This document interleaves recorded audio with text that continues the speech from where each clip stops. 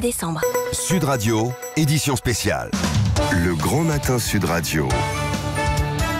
L'enquête de la matinée. Et c'est la dernière ligne droite de notre débat ce matin à 9h47. Avec nous sur Sud Radio, nos invités et ces questions qui continuent de créer le débat sur les réseaux sociaux. Véronique Jacquier, faut-il stopper la manifestation et ne pas aller jusqu'à l'acte 5 ? Eh bien, les auditeurs de Sud Radio sur le compte Twitter de Sud Radio disent, et ça vote toujours énormément, 68% de non, il faut que les Gilets jaunes aillent jusqu'au bout et donc ne renoncent pas à l'acte 5. Michel nous écrit par exemple: je suis retraité.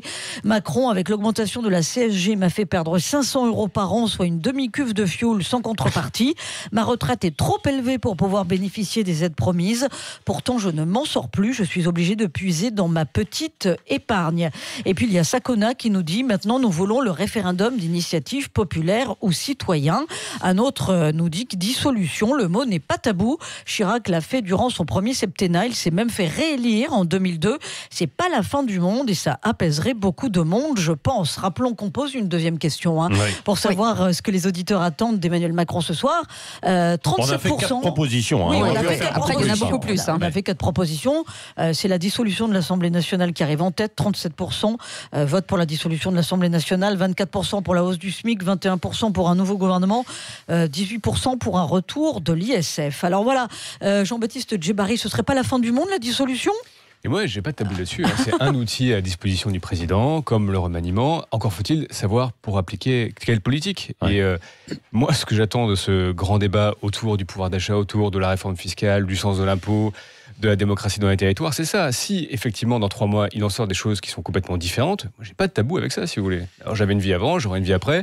J'ai eu envie de prendre ce mandat pour être utile et pour quelque part rendre un peu, parce que rendre un peu de ce que la France m'avait donné, c'est pas des grands mots, mais sincèrement, il n'y a pas de tabou sur ce sujet-là. Oui. Kamal, et puis ensuite, on va au 0826 300 300. Oui. Bon, on s'est bien aperçu là-dedans, depuis le début de tout ça, Monsieur Djebari, c'est l'amateurisme du gouvernement. Alors, de ne pas voir arriver, faire le diagnostic nécessaire pour aller déceler au sein de la population tout ce qui ne va pas. Vous voyez, tout ça, il y a des signes annonciateurs, on les a entendus, etc. Mais non, mais finalement, on se maintient dans ce qui a existé, c'est-à-dire l'ancien monde, finalement, en pensant pouvoir dire que c'est le nouveau monde. Hier, on a renversé la table et tout va changer. Mais on s'aperçoit que finalement, tout ça n'existe pas. On est véritablement dans l'amateurisme. Le fait que dans la manigance d'Édouard Philippe sur le moratoire, mais c'est carrément, moi je vous le dis très sincèrement, c'est carrément une insulte. C'est une insulte à l'intelligence des citoyens, et ça c'est très important. Vous voyez, les gens mais c'est de tout de suite percevoir finalement qu'il y a une attente et que vous héritez effectivement, et c'est là où je vous dédouanerai, vous héritez d'une situation qui a 30 ou 40 ans. Donc vous le prenez en pleine face, mais ce que je veux dire, c'est que vous êtes là pour faire le job. C'est pour ça que vous avez été élus les uns et les autres. Donc il ne faut pas qu'on soit en dehors de ça. Et c'est pour ça je le dis, c'est pour ça que nous serons encore présents comme une majorité de personnes le demandent. Mais vous voyez, c'est paradoxal ce que vous dites. Ça dépend de la réponse que vous aurez ce soir. Non, mais je vais vous dire pourquoi. Parce que vous savez pertinemment que les effets d'annonce, et je vous parle du moratoire parce que ça en a été un, donc on va surfer sur des annonces, etc.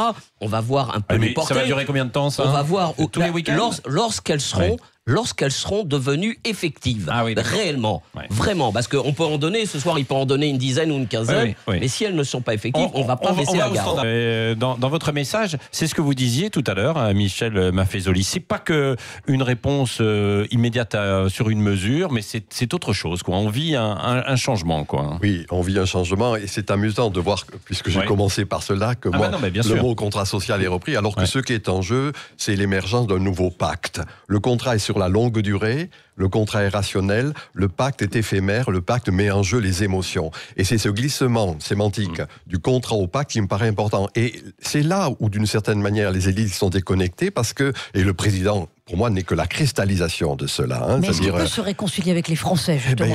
On verra bien. Moi, ce que je dis, je l'apprends de mon petit village des Cévennes, là où je vis, où je discute avec les gens, et c'est là où je me rends compte que ce président et beaucoup de nos députés, et alors ne parlons pas des journalistes, manquent tout simplement d'expérience de la vie. Oui. D'expérience de la vie. Et parfois un peu de bon sens aussi. Et le bon sens, et même le bon sens, le sens commun, c'est tout. Qu'est-ce que ça veut dire en grec, le sens commun?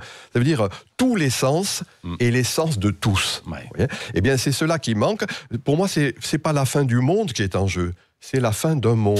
On vous a pas suffisamment écouté quand vous avez dialogué avec Emmanuel Macron, parce que vous avez un peu dialogué avec lui. Bien sûr. Sur les médias, sur les médias, là, justement, puisqu'on les aborde très rapidement, moi j'espère que le CSA va faire le job. Nous les avons contactés, le CSA, justement, parce que les va-t-en-guerre, ceux qui appellent à aller manifester dans des endroits qui sont interdits, et dont la préfecture de police a bien signifié aux uns et aux autres. Il se trouve que des organisations ont appelé à manifester pacifiquement dans différents endroits de Paris, et finalement, personne n'en parle. Alors moi, je voudrais savoir, et c'est pour ça qu'on interpelle le CSA, et ça va être un des points aussi très importants, parce qu'il faudra que la facture soit payée à un moment donné.